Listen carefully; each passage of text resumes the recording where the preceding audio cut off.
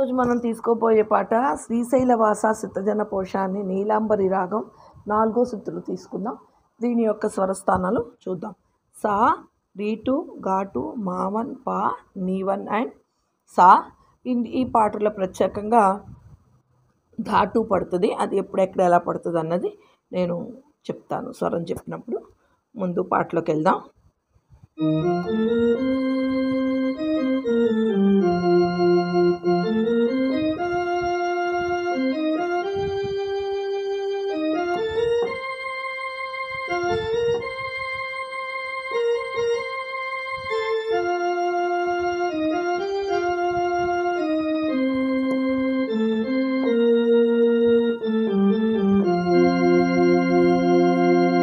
శ్రీశైలవాస సిద్ధజన పోష శ్రీ మల్లికార్జున శివ మహాదేవ.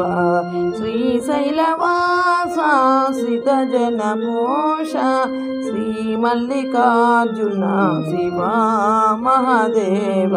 శ్రీశైలవాస సిద్ధజన పోష చండీ హృదయ నివాస మహేశ నందివాహనట రాజమహేశ. చండీ హృదయ నివాస మహేశ నందివాహనట రాజమహేశ.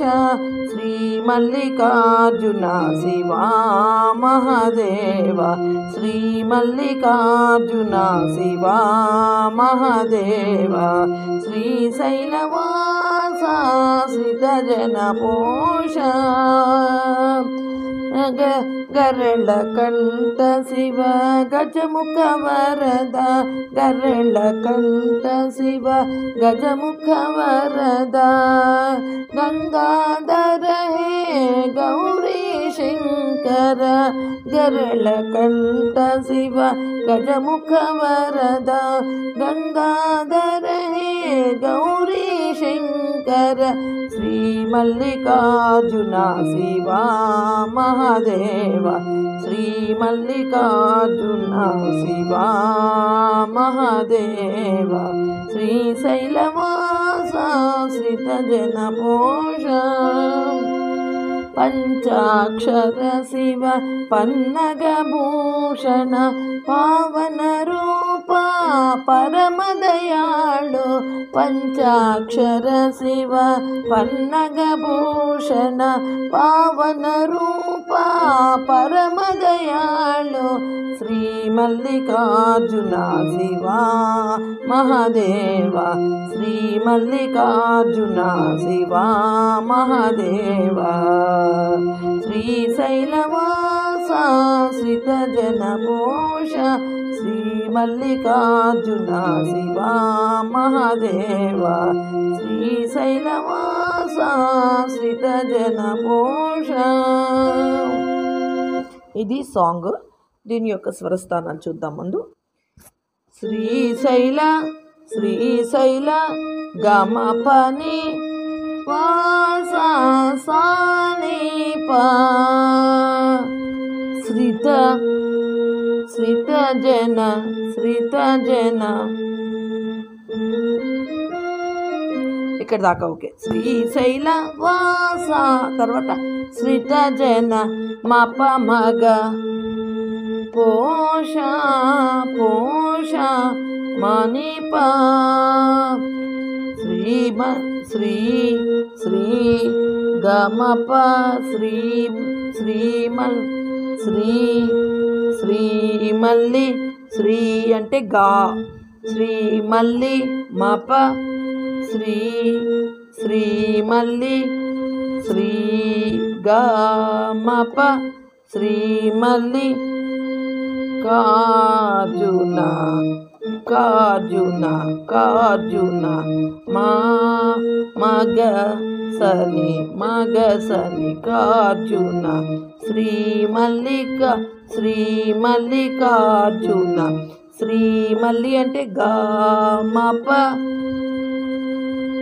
శ్రీ మల్లి కార్జున మాగసని మాగసని శివా సగా మహ మహ పమ దేవ గరి గరి సా. అది పల్లవి. నెక్స్ట్ చరణానికి వెళ్దాం. చండీ హృదయ పమగ మపప నివాస మపనేని మహేష దప పాప. ఇక్కడ దాటు పడుతుంది దప పాప. ఇక్కడ దాటుని నేను స్వరంలో నీ 10 అని రాశాను, ఎందుకంటే పా 8 అయినప్పుడు ఇది 9, ఇది 10 అవుతుంది. అందుకని నేను మామూలుగా రాసుకునేటప్పుడు ఇలా రాశాను. అందుకని ఇది నీ ధా 2 కింద లెక్కేసుకోండి. తర్వాత ఎక్కడున్నాం? నివాస మహేష అక్కడ దాకా. నంది వాహనట సస నిని సప రాజ నిసరి మహేష నిసరి రాజ మహేష సనిదప. అంతే. రాజ మహేష శ్రీ మల్లికార్జున శివా మహాదేవ. పాట అంతా ఇంతే. ఓకే, దీని యొక్క స్వరస్థానాలు ఒకసారి చూసుకోండి. మీరు నెమ్మదిగా ప్రాక్టీస్ చేయడానికి ట్రై చేయండి. నేను దీన్ని పెడతాను, ఒకసారి చూడండి.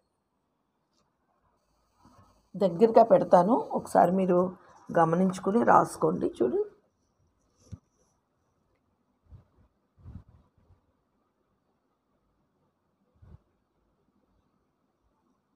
అది ఫస్ట్ చరణానికి మాత్రం రాశాను, మిగిలిన 2 చరణాలు కూడా ఒకేలా ఉంటాయి.